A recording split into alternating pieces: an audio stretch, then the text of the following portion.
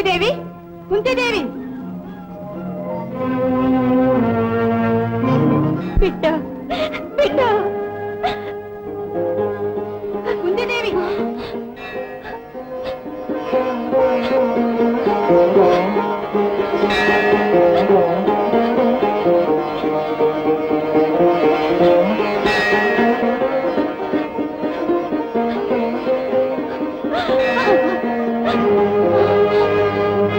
కుంతిదేవి, ఏమిటమ్మా ఇది? పెట్టిలో నుంచి శిశురోదన వినవస్తున్నది. ఎవరా బిడ్డ? నా బిడ్డ. ఏమిటి మీకు బిడ్డ? ఏమమ్మా ఈ అన్యాయం? పెళ్లి కాకుండానే బిడ్డ పుట్టినదని తీరని కళంకము కాదా? పేరు సత్యవతి. నా తండ్రి కుంతి భోజ మహారాజు దుర్వాస మునివరులకు పరిచర్యకని నన్ను నియమించారు కదా. అవును, సేవ పూర్తి కాగానే మునివరులు నాకు ఒక వరం ఒసిగినారు తెలుసమ్మా. వేడుక కోసం ఆ వరం శక్తి చూద్దామని సూర్యుని స్మరించి మంత్రాన్ని ఉచ్చరించాను. వెంటనే సూర్య భగవానుడు సాక్షాత్కరించి కరుణ కిరణాలను నాపై కురిపించి కవచ కుండలాలతో దివ్య తేజోమయుడైన శిశువును ప్రసాదించాడు.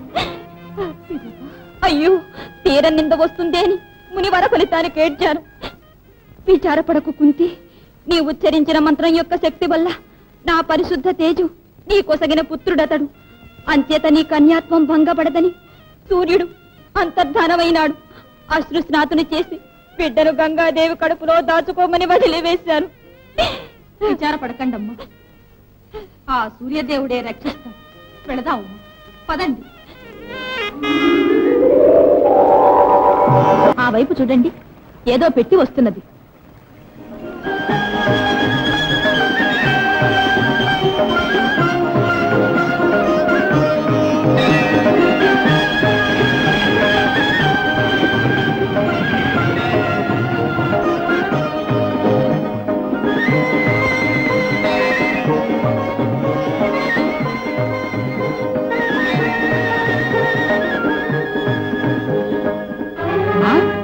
పిల్లవాడు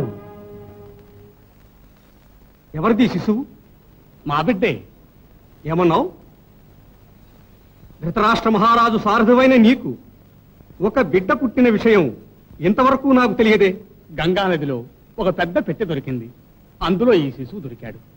అపూర్వం. ఏది?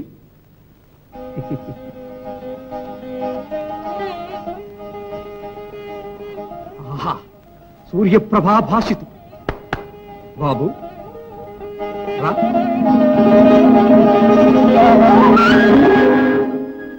ఏమిటి ఆశ్చర్యం? ముద్దుగా నేను రా బాలక అని చేయి చాస్తే పేదవాడు తన జీవనభృతికి అర్థిస్తున్నాడనుకుని కాబోలు ఈ శిరోభూషణాన్ని నాకు దానమిచ్చేశాడే ఈ బాలుడు. అతిరథ, ఇతడు దానములిచ్చుటకే పుట్టినవాడు. దాన ధర్మములు ఇతని సహజ గుణములు. స్వామి, ఇతడు ఉన్న పెట్టెలో ఎంతో అమూల్యమైనట్టి ఈ పీతాంబరం ఉంది. ఓహో, అర్థమైనది. మాతృదేవి తక్క పరుడి చీర ధరించిన వారి దేహం అగ్ని పర్వతంలా దహిస్తుంది. స్వామి, వక్షమునున్న కవచము, చెవులకున్న కుండలములు వీని చర్మానికి అంటుకుని ఉన్నవి. అద్భుతం. ఇతడు దైవాంశ సంభూతుడు. వీరిని కాపాడు సాధనమే కవచం. ఇది ఉండగా ఏ అస్త్రములు ఇతడిని భేదించవు. అతిరథ, సహజ కర్ణకుండలాలతో పుట్టిన బిడ్డకు సార్థకంగా కర్ణుడనే పేరుంచండి. కర్ణుడు. కర్ణుడు.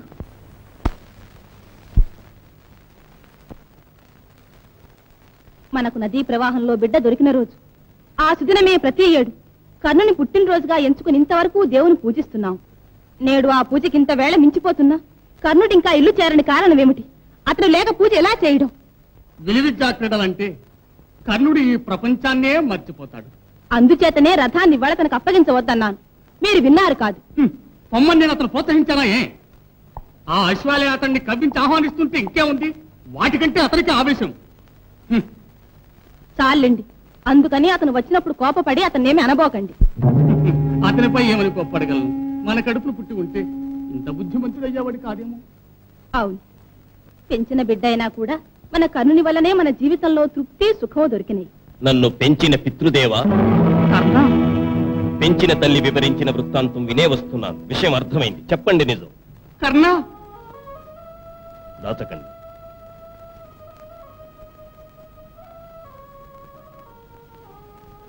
25 సంవత్సరాలకు ముందు నదిలో ఒక పెట్టె మాకు దొరికింది. దాన్ని తెరిచి చూడగా ఆ పెట్టెలో నిన్ను చూచావు. కవచకుండలాలతో దర్శనమిచ్చావు. కన్నుడని నామకరణం చేసి నాటి మొదలు నిన్ను కన్నబిడ్డ వలె పెంచావు. నా మాత ఎవరు? ఎవరో తెలియదు కర్ణ. కర్ణ, ఈ దీనులను వదిలిపెట్టి వెళ్ళకు సుమా.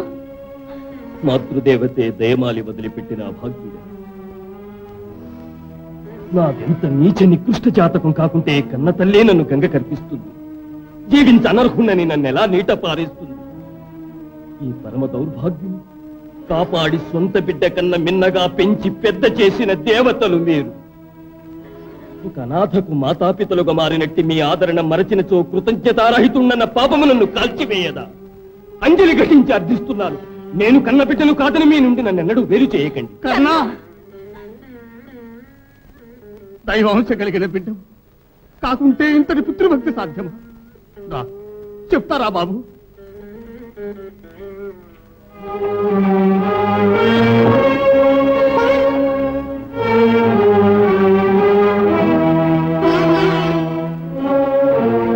నీవు నదిలో కొట్టుకుని వచ్చిన పెట్టె ఇదే బాబు.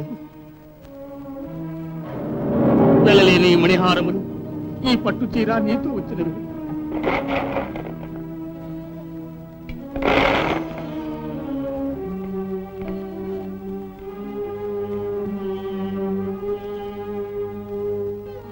అమ్మా, ఓ పుణ్యవతి, చల్లని తల్లి, చల్లని తల్లి కాకుంటే నీ బిడ్డ గ్రాసానికి మణిహారాలు, నీ సుతులకు కీడు సంభవింపకుండా దివ్య కవచం లాంటి పట్టు వస్త్రము రక్షగా పంపుతావా? అమ్మా, ఏ అపనిందకు భీతి చెంది నన్ను వదిలివేశావో, నీ కన్నీటి ప్రవాహానికి సాటి అయిన దివ్య గంగా తరంగ డోలికల్లో నన్ను ఆడుకొమ్మని వదిలివేశావా తల్లి? ఓ బాబు, ఇవాళ నీ పుట్టినరోజు. నదిలో దొరికిన రోజు. లే బాబు, వేళ మించకూడదు. దైవాన్ని ఆరాధించు.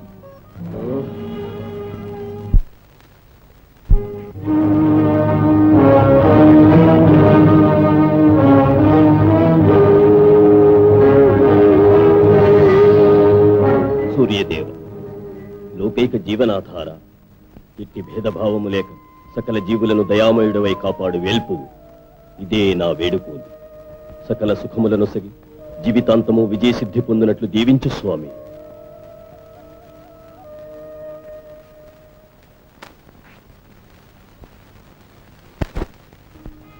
బిడ్డ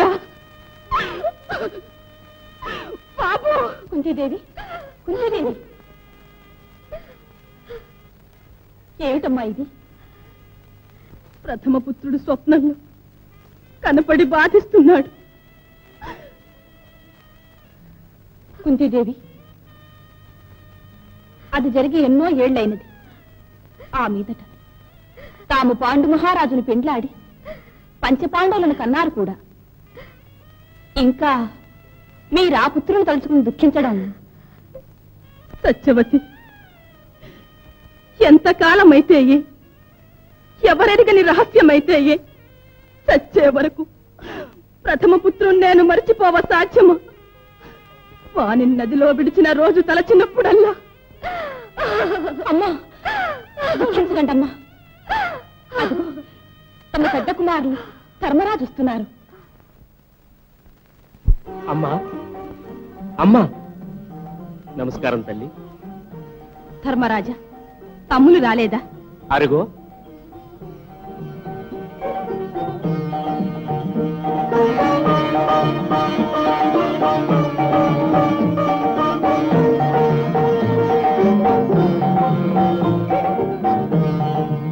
అమ్మా, నేడు అస్త్ర పరీక్ష కదా.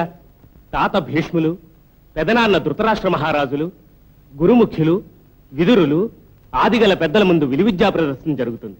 విజయం కలుగునట్లు దీవించు తల్లి. మీకు విజయము చేకూర్చి సర్వేశ్వరుడు కరుణించుగాక. భీముడెక్కడా?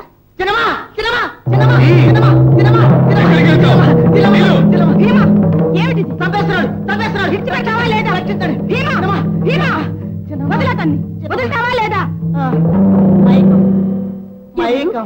దుర్ముఖుడా, భీమా, వయసు వస్తున్న కొద్దీ నీకు బుద్ధి శూన్యమవుతుంది.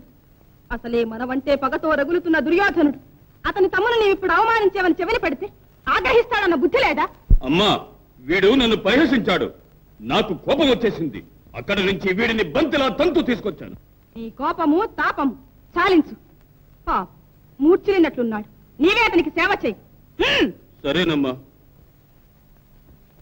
అయ్యో, ఇంతవరకు చేసిన సేవలు చాలు, నాకు మైకు ఎగిరిపోయింది.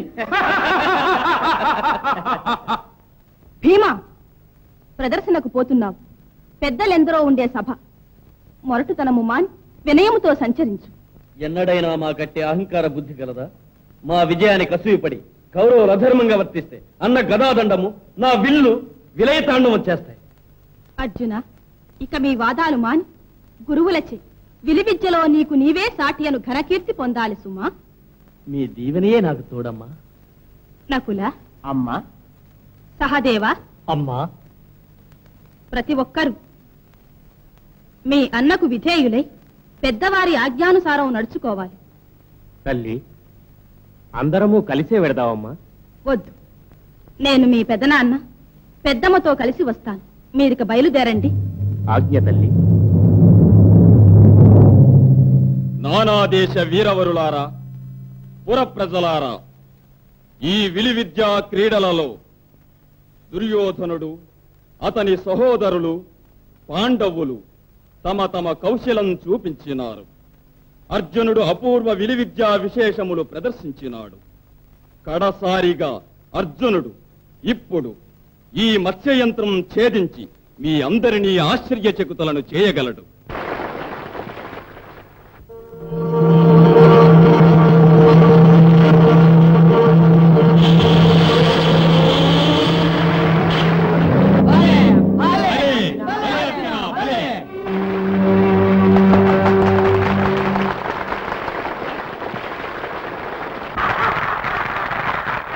విలు విద్యా పారంగతులతో నిండిన సభలో గెలుపు నిర్ణయించగల బాధ్యత ఆ వీరవరులకే చెందుతుంది. అందుచేత మన పితామహులు భీష్మాచార్యులు నాయకులై ఇతర ఆచార్యులతో సంప్రదించి వీరుడెవరో నిర్ణయించగలరు. ఈ విలువిద్యా ప్రదర్శనములలో అర్జునుని అనన్యాస్త్ర కౌశలమి అన్నిటికన్నా ప్రథమంగా గణనీయమైన నా నిర్ణయం. పూజనీయులు కృపాచార్యుల వారి అభిప్రాయం ఏమిటో? వృద్ధ బ్రహ్మచారి భీష్ముల అభిప్రాయానికి భిన్నంగా నేను మట్టికేం చెప్పగలను? అర్జునుడే అద్వితీయుడు. ద్రోణాచార్యవర్య, తమరేమంటారు? మొదటి నుంచి విలువిద్యా ప్రదర్శనలలో ప్రజ్ఞా ప్రభావాలు చూపిన వీరుడు అర్జునుడు ఒక్కడే. మరల ఈనాడు నిరూపించుకున్నాడు. విలుకాడు ఒక్క విజయుడే అన్న వాక్యం సార్థకపరిచినాడు.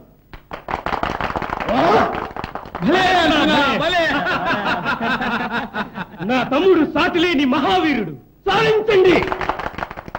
ఇది బట్టి అహంభావం.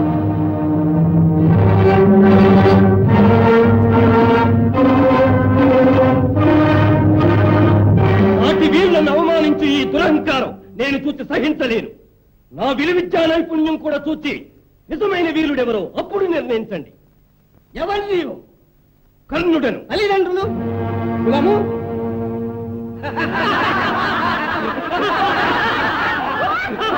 ద్రోణాచార్యుల ముఖ్య శిష్యుల్లో నేను ఒకణ్ణి. మాతాపితల వివరం కావాలి. పాపం తెలియదేమో. సారథి అతిరథుని పెంపుడు కొడుకు. భలే, మాతాపితలు లేని వాని మరో అవతారం.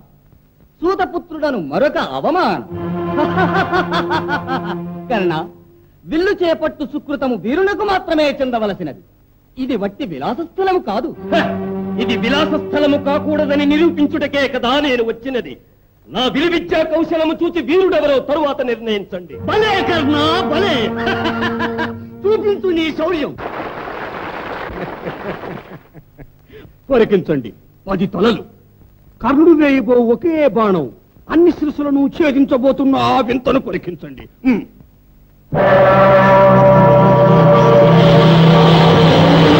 భలే కర్ణ, భలే.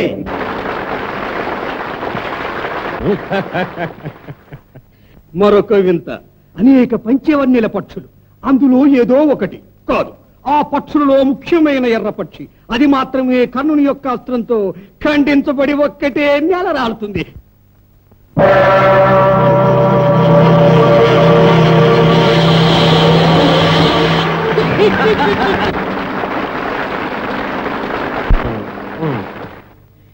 చివరి చిత్రం అదే మత్స్యయంత్రం.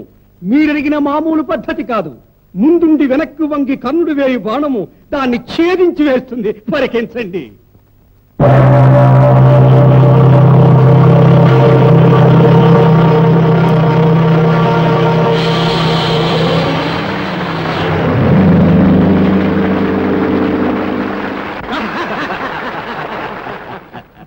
దుర్యోధన, ఇప్పటికొక వీరుడు దొరికాడు, వదలకు. ఆహా, ఇతడే విలుకాడు.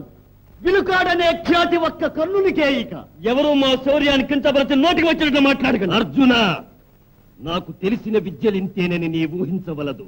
దీనిని మించి నీకింకా దివ్యాస్త్రములు తెలుసునని పొంగిపోవలదు. నేను సిద్ధం.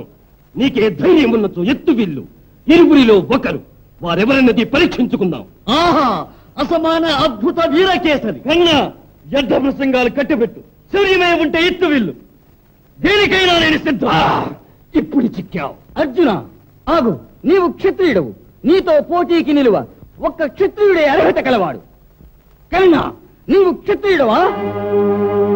ఏమిటి? ఉత్తమ కుల సంజాతుడు, వీరుడైన తండ్రికి పుట్టినవాడు. అతనితో పోటీ పడి ఒక కులహీనుడు వీరాధి వీరుడనని చెప్పుకుని ఎదురు నిలిచి పోరుకు తలపడుట న్యాయసమ్మతము కాదు.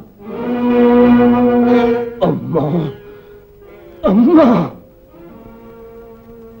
ధర్మశాస్త్ర కోవిదులారా, ఇదేం నీతి? ఇదేమి ధర్మం? పోటీ పడేందుకు కులంతో పనేమిటి? గుణం గల పడతి, సద్బుద్ధి గల పుత్రుడు ఒక్కొక్క కులంలోనే జన్మింత సాధ్యమని నుడుగుట ఎంత నగుబాటైన విషయమో. అట్టి పరిహాసాస్పద కుతర్కమే కదా మీరు చెప్పినది. వెండితో కత్తి చేయిస్తే ఏమిటి తాను ఉపయోగం? ఇనుముతో చేస్తేనే కదా యుద్ధానికి పనికొచ్చేది.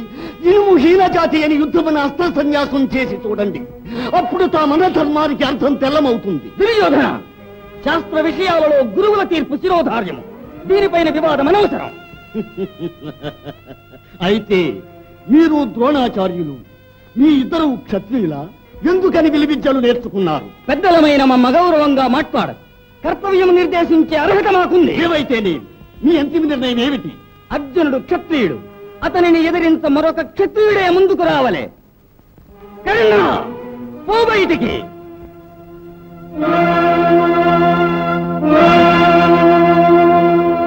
కన్నా, పోవద్దు. అర్జున్ని ఎదిరించ ఒక రాజే కావాలని మీరంటే ఇప్పుడే నా మిత్రుడు కర్ణుని ఒక రాజుని చేయగలను. అందరి సమక్షాన ఇదే నా ప్రకటన. నా మిత్రుడు కర్ణుడు ఒక రాజు. నా రాజ్యంలో భాగమైన అంగదేశానికి రాజు.